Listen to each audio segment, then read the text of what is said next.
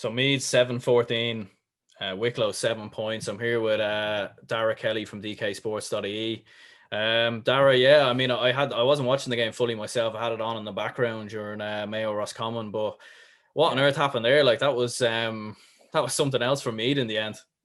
Yeah, great win for me, and of course it's going to be a good confidence boost. The Kildare, I think Kildare game hasn't been on yet, but I presume we probably will be playing them, so it'll be a good confidence boost. Going into that game.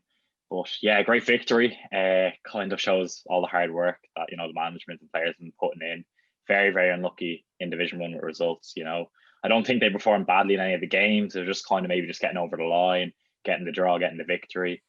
So yeah, it was a good victory for the lads, and yeah, great performances from the likes of Jordan Maris, Shane Walsh, even Brian Menton, Rowan Jones. The midfield looked very strong. So yeah, very happy with that. And finally we got a victory, which is good as well. Yeah, and I suppose like I remember because coming into the game, I thought that maybe Wicklow could provide a bit of an upset here because when you look through Meath and like the Leinster Championship last year and 2018, they do tend to have a little bit of a blip. Like they nearly got beat by Offaly last year, beat by Longford in 2018. So I'd say it feels good anyway to beat the teams you should be beating and not just beating them, but just completely obliterating them as well.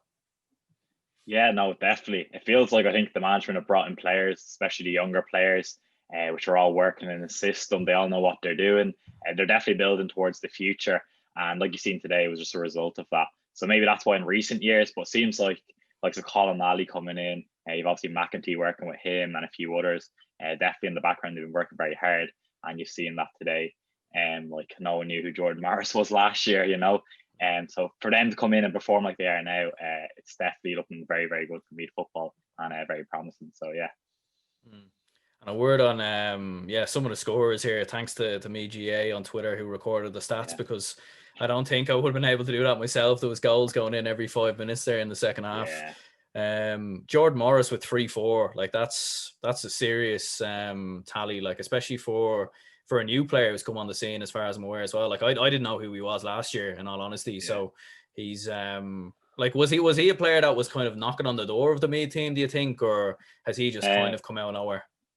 Yeah, well, I actually played for a bit with him underage in the Meath setup, and he was just always phenomenal forward, like both footed, quick, really good decision making. And I think he was doing really well for the under-20s and that. And like I said, I think it was only a matter of time before he came up. And like I said, when he got his chance there, even I think he came on as a sub in the last two games. The one against Monaghan, scoring the point which leveled it. So yeah, I think he had been knocking on the door. And when he got his opportunity, he's definitely showed why he should be starting. And really, really pleased for him. Of course, he's a brand ambassador as well, so happy for him. But I don't think you can overlook the likes of, I think Ronan Jones has come in and done an amazing job as well. Like I'm really, really happy with the midfield. I think we've won the best midfield. I think in the country, you'd even say Brian Menton and Ronan Jones look really, really strong. So yeah, it seems like we really have a really strong core this year compared to other years. Like Conor McGill as well, even McEntee. Even McMahon today at 11 was looking very strong as well. And Shane Walsh, of course, another young talent in the forward line. But yeah, really happy to see a lot of young lads coming through and definitely perform well with a mixed experience there as well. Yeah, like even from keeping an eye on, as I said, like the pressure that Meath were putting on Wicklow, even when Wicklow were in possession in the ball, like kind of in the early in the first half and even in the second half, like Wicklow, they just couldn't break through Meath's midfield. They couldn't even break through their full forward line that was putting so much pressure on their defense. And I think that was one of the main reasons why Meath kept turning the ball over. Like even with that first goal, Mark Jackson just completely losing possession, and then Jordan Morris tucking it in. Like from there, it really was well and truly over. Like it was 1-3, 1-4 to nothing at that point. It was game over at that point, really, wasn't it? Yeah, the score even 3 goals per half an hour is kind of looking like, God, this game's kind of over before even half time.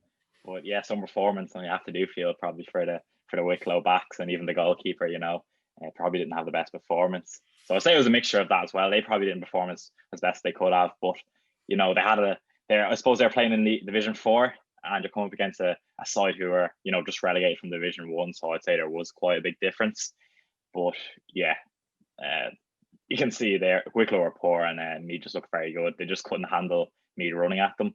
I thought the runs from the midfielders, half forwards, even the half backs at certain points was very good from Meath. The link up play. So yeah, it's very hard to defend against.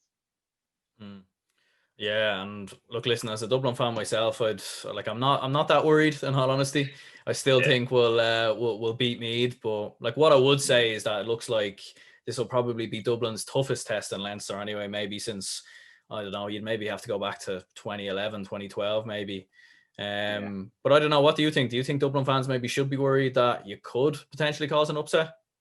I think attacking wise was definitely improved. Just watching Meath there, like I said, running off the shoulder and stuff like that. We have a lot of powerful runners in the team, like Cillian O'Sullivan. Like I said, the two midfielders, even the full forwards, Jordan Maris, like some pace up there, which I think you've seen glimpses of when we played you in the league there a few weeks back.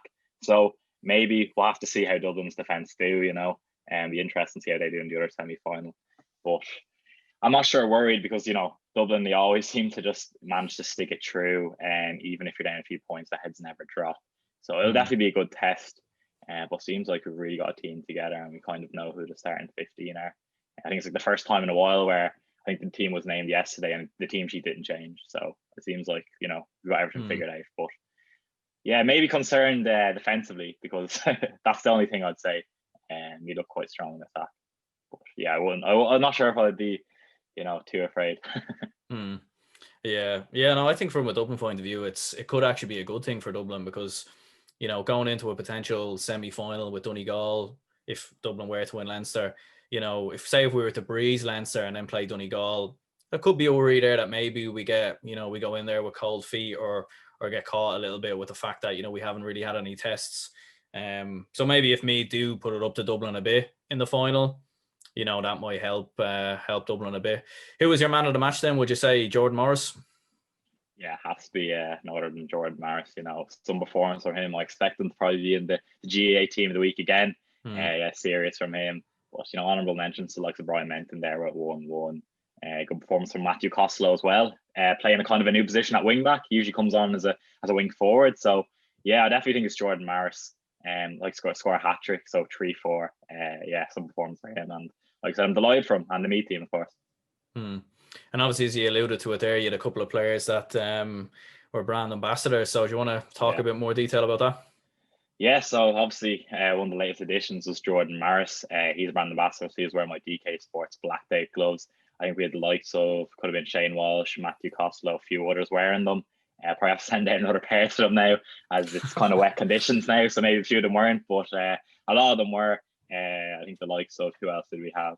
Ronan Jones as well. I think he was wearing them. So a good few Meath lads decked out in the Dksports Black Day gloves, which is obviously great to see. But that's a few random ambassadors there. Happy to get Jordan Maris anyway, because he's going to be some player for the future. Yeah, definitely looks like he's going to be a real talent, and especially when you have Mickey Newman to come back in next year maybe as well. Like Meath definitely moving in the right direction at the moment. Looking at Shane Walsh there, and he's filled in. He's doing really, really well, like a really fast and strong player.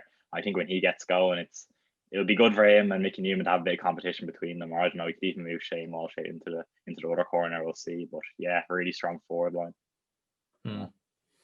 Yeah, well, cheers for coming on, Daragh. Anyway, and I'll link down everything down below from your YouTube channel and obviously your DK gloves as well. So yeah, cheers for coming on. Thanks again. Thanks for having me.